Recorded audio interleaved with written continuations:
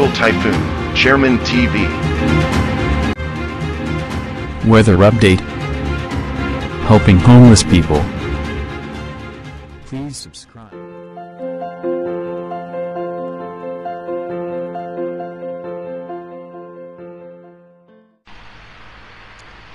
Magandang umaga po. Ito po ang latest update natin ngayong araw, June 2, 2024. Patuloy nga nakakaapekto sa ating bansa itong easterlies o yung mainit na hangin na nanggagaling sa dagat Pasipiko. Asahan po natin magiging malinsangan pa rin po ang lagay ng panahon. May mga posibilidad na kalat-kalat na pagulan lamang sa may parte nga po yan ng Mindanao. At maging dito nga po sa parte ng Mindoro provinces, may chance nga po ng isolated rain shower. At mamaya nga po, posible nga po, alas 11 ng umaga hanggang hapon, magkakaroon tayo ng possible low pressure area dito nga po sa may eastern section ng Taiwan. At posible nga po ito maging tropical depression or mahinang bagyo. Ayon po yan, nasa nilabas ng European Center. Pero ito naman po, ay mababa ang tsansa na direktang makaapekto sa ating bansa dahil posible din po yan lumabas agad ng ating Philippine Area of Responsibility patungo nga po sa may parte ng Japan.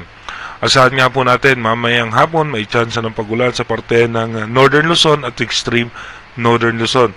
At sa mga susunod na araw, posible nga bumaba yung frontal system at yung ating southwest monsoon ay magpaulan sa ating bansa. Iba yung pag-iingat at paghahanda na sa ating mga kababayan para nga sa mga posibleng pagbaha at pagguho ng lupa. Dito nga po sa ating advanced weather forecast ng European Center, mamaya nga po alas 11 ng umaga, ito nga po mapapansin natin, yung posibleng sama ng panahon ay nasa pinakaguhit po yan ng PAR line at by June 3. Ito nga po bilang isang bagyo ay makaka-apekto naman po yan sa extreme northern Luzon na hatakin po niyan yung southwest monsoon. By June 4, ito nga po ay tuluyan ng lalayo ng ating bansa patungo nga po sa may karagatan ng Japan habang yung frontal system naman ay magpapaulan sa extreme northern Luzon.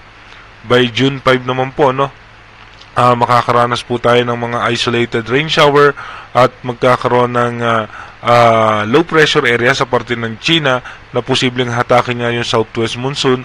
At habang yung frontal system makaka-apekto naman sa eastern section ng Luzon at magkakaroon din ng panibagong low pressure area, mababa naman ang tsansa na maging isang ganap na bagyo. By June 6, asahan pa rin po natin yung frontal system makaka-apekto sa ating bansa. At yung southwest monsoon ay posibleng magpaulan nga po yan sa western section ng bansa.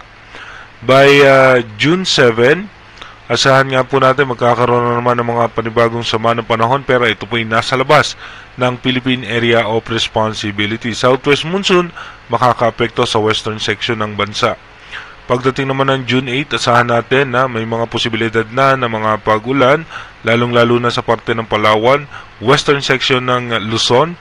Dito nga po kasama rin po dyan yung Mindoro provinces. Pagdating naman po ng June 9, tuloy-tuloy nga rin po makakaranas po tayo ng mga pagulan sa western section ng bansa dahil po sa southwest monsoon o yung habagat.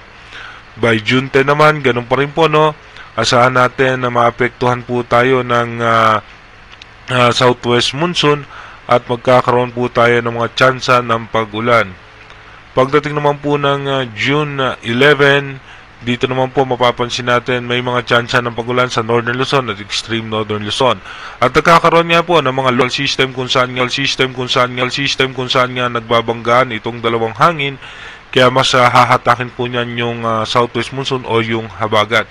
Pero sa ngayon po, wala po tayong nakikitang bagyo na direktang tatama o makakaapekto sa ating bansa.